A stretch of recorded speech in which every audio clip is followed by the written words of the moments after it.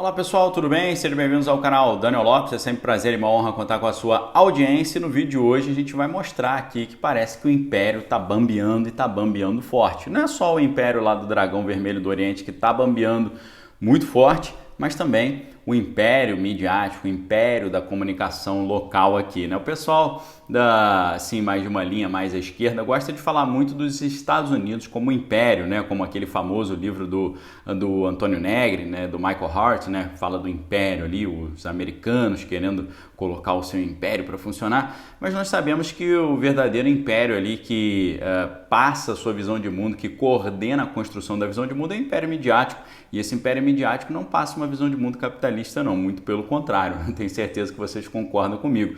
E o império midiático aqui nacional parece que sim, está bambeando e está bambeando forte, isso porque com prejuízo aí milionário, a emissora mais poderosa do Brasil recorre ali a demissões e também promove uma dança de cadeiras no seu time, né? Mudanças que foram anunciadas agora no último domingo. Estou me pautando aqui numa matéria muito interessante do Christian Costa, agora do último dia 10 de outubro, lá na Revista Oeste. Muito interessante a matéria.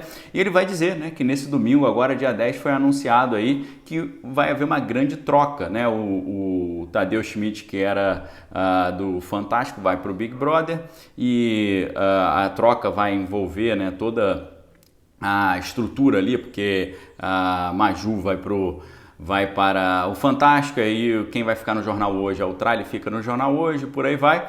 E essa mais recente mudança tinha ocorrido agora em julho, né, com a saída do Faustão, depois tiveram que fazer aquela dança das cadeiras lá, né, todas essas mudanças. Isso tudo aí consequência de uma situação financeira cada vez mais delicada, né? No primeiro semestre desse ano, para vocês terem ideia, a emissora registrou um prejuízo de 114 milhões, né? Foi um aumento de 122% comparado com o mesmo período do ano passado, né? Bateu ali quando chegou a perder 51 milhões, né? A receita líquida da empresa aumentou, mas não foi suficiente para que pudesse evitar as perdas, né? A receita líquida foi de 6,5 bilhões, foi um aumento de 17% na receita, mas a empresa havia cortado 281 milhões em pessoal, né, com demissões ali de janeiro a junho, né? Esses dados foram divulgados agora recentemente ao mercado no início do mês de setembro. Recentemente, a emissora ali optou por tirar do seu quadro ali várias figuras importantes, né, como a diretora de núcleo, uma importante diretora de núcleo ali também foi retirada, também alguns dos repórteres assim mais antigos, mais experientes também saíram, correspondente internacional saindo, e em 2020 grandes figuras ali da emissora também saíram, né, como Antônio Fagundes, a Vera Fischer, Malu Mader, o próprio Reinaldo Gianecchini, o Lázaro Ramos e por aí vai. Então, uma grande mudança aí, né? Mostrando que o dragão tá bambeando. E antes de continuar, gostaria de lembrar vocês que estou lançando meu livro Manual de Sobrevivência do Cristão no Século XXI essa semana, promoção de lançamento, 25% de desconto. Se você levar esse livro junto com o outro, primeiro manual, que é o Manual de Sobrevivência do Conservador, você vai levar com 45% de desconto, vale muito a pena. Primeiro link aqui embaixo, tá? Aprenda a se entender melhor como cristão, saber a importância do cristianismo e aprenda a defender a sua fé cristã diante de todos esses argumentos contrários. Lembrando que o cristianismo é a base fundamental da sociedade ocidental e do próprio conservadorismo, ok?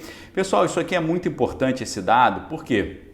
A gente sabe que num país em que você tem uma grande concorrência entre as emissoras, não tem nenhuma emissora que consegue configurar o pensamento nacional ou a visão de mundo nacional. Mas num país em que durante muitos anos você teve uma emissora que tinha total assim, prevalência dentro do acesso do público, né? Quase a maioria das pessoas que ligavam a televisão ligavam para assistir exatamente essa emissora.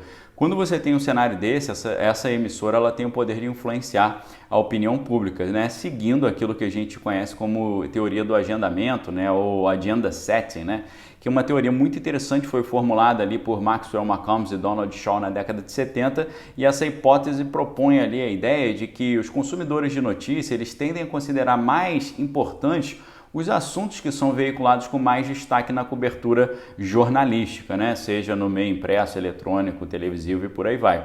Dessa forma, segundo essa teoria, as notícias veiculadas na imprensa, elas são bem-sucedidas em fazer com que o público pense e fale sobre determinado assunto e não outros, ou seja, elas pautam a conversa das pessoas, né? Então, quando você tem uma mudança tão grande como aquela que nós estamos vendo agora, você muda toda a opinião pública, você muda toda a estrutura de funcionamento da sociedade, né? E a gente sabe que quem escolhe o que vai sair no jornal ou não são aqueles chamados gatekeepers, né? Tem uma teoria da comunicação que fala sobre esse gatekeeper. O gatekeeper em inglês é o guardião do portão, né? O gatekeeper, por exemplo, é uma teoria, né? Um estudo que analisa o comportamento dos profissionais de comunicação de forma a analisar os critérios que eles usam para divulgar ou não uma notícia. Isso porque esses profissionais atuariam como uma espécie de guardiões daquilo que é permitido ou não passar pelo portão, né?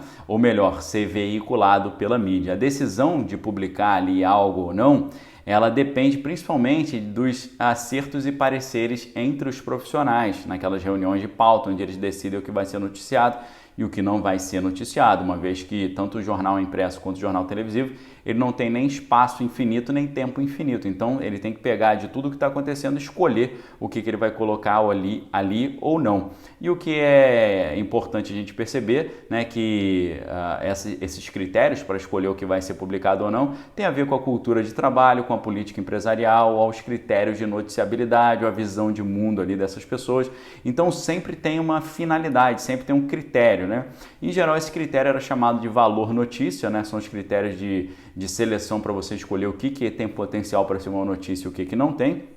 Ou seja, o que é digno de ser noticiado, né? Segundo o pesquisador italiano Mauro Wolff, né, o valor notícia é um componente da noticiabilidade, né, que define quais acontecimentos são considerados mais interessantes, significativos e relevantes para virar notícia. Antigamente, quando a gente estuda jornalismo, como eu estudei lá na Escola de Comunicação da Federal do Rio de Janeiro, a gente aprende que alguns critérios da noticiabilidade são ser um fato diverso, aquilo que em francês se chama fait divers, né? Por exemplo, um fato inusitado, né? O cachorro mordeu o homem, isso é normal. Agora, o homem mordeu um cachorro é um fato diferente, isso tem um critério ali de fato diverso, pode ser uma notícia.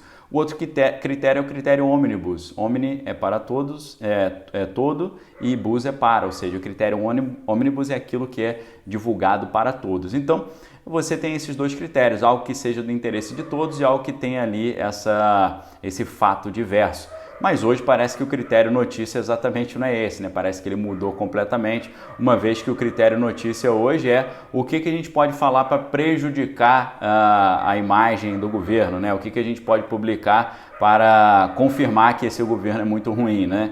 Então você, em vez de ter um critério de noticiabilidade propriamente dito, você tem meramente um viés de confirmação, que é uma outra teoria muito interessante que mostra que às vezes você tem uma visão de mundo já formada, uma opinião formada, e você só quer confirmar aquela opinião. Então você fica procurando ali elementos para confirmar a opinião que você tem. Aqui no canal Daniel Lopes eu sempre falo para vocês que tem muita coisa ruim acontecendo, sempre tem muitos desafios, a gente vai falar sobre isso nos próximos vídeos, mas eu digo para vocês, tem muito problema, mas eu vou separar aqui algumas notícias boas para vocês, né? Eu mostro para vocês os dois lados, não fico só confirmando aquilo que a gente já quer confirmar, né? É claro que se você quiser ver as notícias ruins, basta ligar a televisão que você vai ver isso tudo, tá? Então, pessoal, essa mudança do império midiático brasileiro bambeando, isso traz toda uma mudança na mentalidade brasileira, na maneira como as pessoas pensam, vivem, interpretam a sociedade, relacionam-se com a notícia, relacionam-se com os fatos,